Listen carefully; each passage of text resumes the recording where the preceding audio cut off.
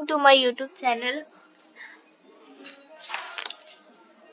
आज हम करने जा रहे हैं फाइनेंस लिटरेसी, जो कि सब्जेक्ट जो वैल्यू एडिशनल कोर्स है उसका जो सब्जेक्ट है फाइनेंस लिटरेसी, उसका हम फर्स्ट यूनिट करने जा रहे हैं। फर्स्ट यूनिट है finance planning and financial product, यानी हिंदी में वित्तीय योजना और वित्तीय उत्पाद। जो फर्स्ट यूनिट है उसमें 3 चैप्टर है। फर्स्ट है इंट्रोडक्शन टू सेविंग, यानी बचत का परिचय। टाइम वैल्यू ऑफ मनी, यानी पैसे की समय के अनुसार कीमत। और थर्ड चैप्टर है management of spending and financial discipline, यानी खर्च का प्रबंधन और वित्तीय अनुशासन। तो हम पहले फर्स्ट चैप्टर देखते हैं, जो कि है इंट्रोडक्शन टू सेविंग, यानी बचत का परिचय।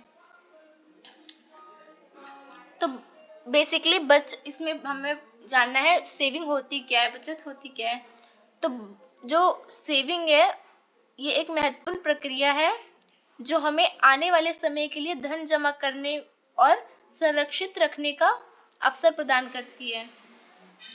इसमें हम क्या करते हैं, धन को संचय करते हैं, इकट्ठा करते हैं, जिससे आवश्यकता के लिए जुटा सकते हैं। हम आगे चल के अपने भविष्य के लिए अपने जो गोल्स होते हैं, लक्ष्य होते हैं, उसको प्राप्त करने में जो आर्थिक सहायता हमें देती है सेविंग। इसलिए हम सेविंग अकाउंट खोलते हैं या हम लिक्विड फंड में अपने पैसे जमा करते हैं, तो ये सेविंग्स होती है। और जो सेविंग होते हैं उसके बहुत सारे तरीके होते हैं, मतलब बचत के अनेक तरीके होते हैं। जैसे बैंक खाते निवेश में कर सकते हैं आप, या किराएदारी संपत्ति, या किसी अन्य वित्तीय भविष्य को इनसे सुरक्षित बनाने में सक्षम होते हैं। मतलब आप सेविंग अकाउंट खोल सकते हैं, आप लिक्विड फंड में जमा कर सकते हैं। इससे आपको क्या होगा, इसके भविष्य को सुरक्षित बनाने में ये बहुत आसान होगा। बचत करने का महत्वपूर्ण लाभ यह भी होता है कि आपको अनिवार्जित आर्थिक समस्याओं से निकलने में मदद करती है। मतलब जैसे कि आपके अचानक भविष्य में मान ले नौकरी चली गई, चाहे रिटायरमेंट हो गई, तो आपके जो सेविंग्स पैसे होंगे उससे आपको उस समय मतलब 6 महीने तक के आपको सेविंग्स रखनी चाहिए। इससे क्या होता है, आपकी नौकरी चले जाए, चाहे रिटायरमेंट हो जाए, तो आपको 6 महीने तक आपको आर्थिक समस्या नहीं आएगी, ना आपकी आर्थिक समस्या नीचे जाएगी ना ऊपर जाएगी, आपकी एकदम बराबर रहेगी। तो इससे आपका भविष्य सुरक्षित रहता है और आपके परिवार को आर्थिक संकट से बचाता है। बचत का महत्व ध्यान रखते हुए यह नियमित एवं योजनाबद्ध तरीके से संचय करना अनिवार्य होता है। मतलब बचत ऐसे करना चाहिए, हमें आना चाहिए बचत, हमें सेविंग करना कैसे चाहिए, तो एक योजनाबद्ध तरीके से, मतलब एक सीक्वेंस में हमें करना चाहिए। जैसे कि सीक्वेंस में हमें करना चाहिए, इमरजेंसी फंड रखने चाहिए हमें पहले, और दूसरा हमें इमरजेंसी फंड हमें रखना चाहिए, दूसरा हमें इंश्योरेंस रखना चाहिए, तीसरा हमें ये भी इन्वेस्टमेंट कहाँ करना चाहिए ये जानना चाहिए, और हमें जो हमारी टैक्स पर्सनल टैक्स होते हैं उसके बारे में हमें जानना चाहिए, और जो हमने डेब्ट लिए होते हैं, हमने कर्ज लिए होते हैं, हम कौन से कर्ज लें कौन से नहीं लें, हमें ये भी जानना जरूरी होता है। ये सब सेविंग्स में जरूरी होता है। इस पर मैंने एक वीडियो बना रखी है, आप देख सकते हैं। उसमें है फाइनेंस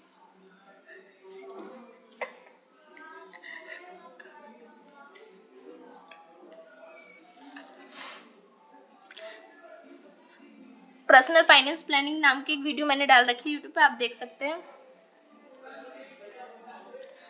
अब जानते हैं सेकंड चैप्टर, जो फर्स्ट यूनिट में ही जो सेकंड टॉपिक है, second chapter time value of money, यानी पैसे की समय के अनुसार कीमत।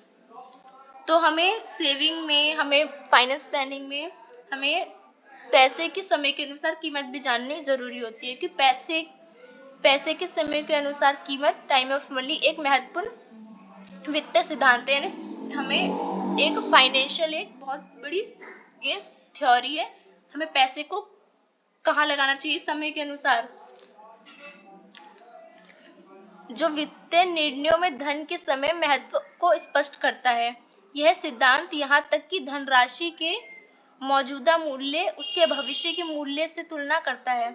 मतलब ये ये हमें बताता है कि आज जो हम अपने जो धन इकट्ठा कर रहे हैं उसका जो मूल्य आज होगा वो भविष्य में जाके कम भी हो सकता है, ज्यादा भी हो सकता है। तो फ्यूचर और जो प्रेजेंट मनी होती है, इसकी जो वैल्यू होती है, इसका जो मूल्य होता है, इसमें बहुत ज्यादा फर्क होता है। इस सिद्धांत का मुख्य अंश है कि धन की मौजूदा मान्यता भविष्य की मान्यता से भिन्न होती है। मतलब इसका सीधा मतलब कि जो आज हमारी जो पैसे की कीमत होती है, धन की जो वैल्यू होती है, मूल्य, वो आज अलग होती है और आगे चल के अलग हो सकती है। यह तब होता है क्योंकि धन को प्राप्त करने या खर्च करने की क्षमता समय के साथ परिवर्तित हो जाती है। जैसे कि आप देख सकते हैं पहले, अभी महंगाई कितनी है, आगे चल के महंगाई और हो सकती है, तो हमारी जो आज के पैसे हैं वो भविष्य में जाके क्या हो जाएंगे, उसकी कीमत गिर जाएगी, उसका मूल्य गिर जाएगा। इसलिए हमें टाइम वैल्यू ऑफ मनी जानना जरूरी होता है और इससे धन का मूल्य बदलता है। इसका मतलब यह है कि 1 रुपये जो आज मिलता है वही जो कुछ समय बाद मिलेगा उससे अलग होगा।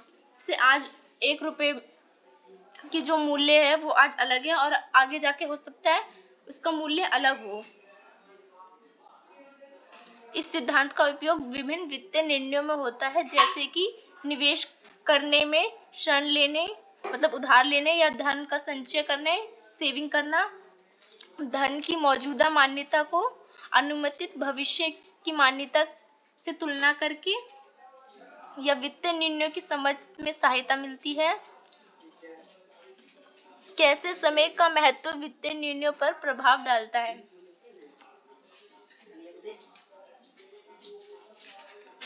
इस सिद्धांत का उपयोग करके लोग निवेश के माध्यम से अपने पैसे को बढ़ावा देते हैं और समय के साथ उनकी धनराशि बढ़ती है, जिससे वे वित्तीय सुरक्षा प्राप्त करते हैं। चैप्टर हमारा है management of spending and financial discipline, यानी खर्च का प्रबंधन और वित्तीय अनुशासन। तो खर्च को हमें कैसे करना चाहिए और हमें अपने वित्त को कैसे अनुशासन में रखना चाहिए, तो कैसे हम अपना बजट बना सकते हैं, इसके बारे में हमें पढ़ना है। तो खर्च का प्रबंधन और वित्तीय अनुशासन व्यक्तिगत वित्त की स्थिति को सुधारने में मदद करती है। ये हमारी क्या करती है, फाइनेंस जो होती है उसको हमें सुधारने में मदद करती है। यहाँ कुछ उपाय हैं जो आपको खर्च प्रबंधन और वित्तीय अनुशासन बनाए रखने में मदद कर सकते हैं। जो हमारी फाइनेंस जो है, हमारी वित्तीय जो अनुशासन है, फाइनेंस डिसिप्लिन, उसको बनाने में हमें मदद करती है। जैसे कि हमें क्या क्या करना चाहिए, हमें बजट बनाए रखना चाहिए, एक बजट तय करें और खर्च को इसी के अनुसार व्यवस्थित करें। बजट बनाने से आपको यह पता चलता है कि आपके पास कितनी धनराशि है और आप किन वस्तुओं और सेवाओं पर कितना खर्च करते हैं। इससे हमें पता रहता है हम अपना खर्च कहाँ कहाँ कर रहे हैं। व्यय की प्राथमिकता तय करें, यानी अपने खर्चों को व्यवस्थित करने के लिए प्राथमिकता तय करें। आपको यह देखना होगा कि कौन कौन व्यय आपके लिए सबसे महत्वपूर्ण है, जो उन्हें अनुसरण करें। यानी आपको देखना होगा कि आपके लिए कौन कौन से खर्च बहुत ज़्यादा महत्वपूर्ण, आप वही करें, फालतू ना करें। और थर्ड है बचत करें। धनराशि का निर्धारित हिस्सा बचत के लिए अलग करें। यह बचत आपके लिए आने वाली संकट समस्याओं में मदद साबित हो सकती है। आपको क्या करना है, बचत करना है, जो आपके आने वाले फाइनेंशियल जो आपको कोई दिक्कत होगी, आगे चल के नौकरी चली गई या रिटायरमेंट हो गया, तो आपकी मदद करेगा।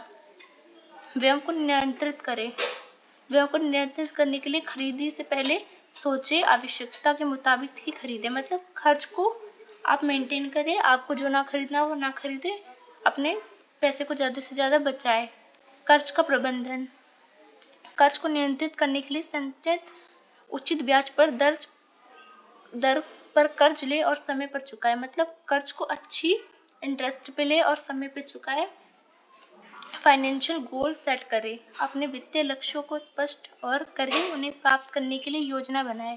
अपने फाइनेंशियल गोल को एक सेट करके रखें कि हमें आगे चल के अपने फाइनेंशियल गोल से क्या करना है। समय समय पर अंशत इन व्यक्तिगत कराधान के नियमों और मुद्दों की निरंतर जानकारी प्राप्त करते रहे ताकि आपको वित्तीय अनुशासन बनाए रखें।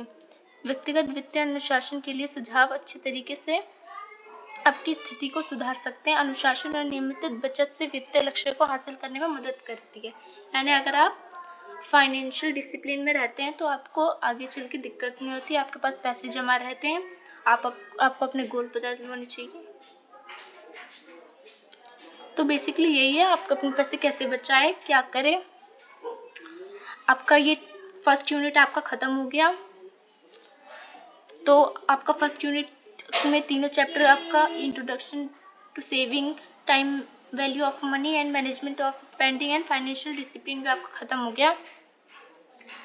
तो आपका ये फर्स्ट यूनिट खत्म हो गया। और फर्स्ट यूनिट में अब मैं एक क्वेश्चन मैंने वीडियो डाल रखी है, फाइनेंस प्लानिंग होती क्या है। तो आप वहाँ जाके मेरे प्लेलिस्ट में देख लीजिएगा कि फाइनेंस प्लानिंग होती क्या है, बहुत डिटेल में दे रखा है कि आपको क्या क्या करना चाहिए। फाइनेंस प्लानिंग पे आपको असाइनमेंट बनाना हो तो फाइनेंस प्लानिंग पे आप असाइनमेंट उस पर बना सकते हैं। बाकी आपका यूनिट खत्म हो गया। तो वीडियो अच्छी लगी हो तो लाइक करें, शेयर करें, कमेंट करें। धन्यवाद।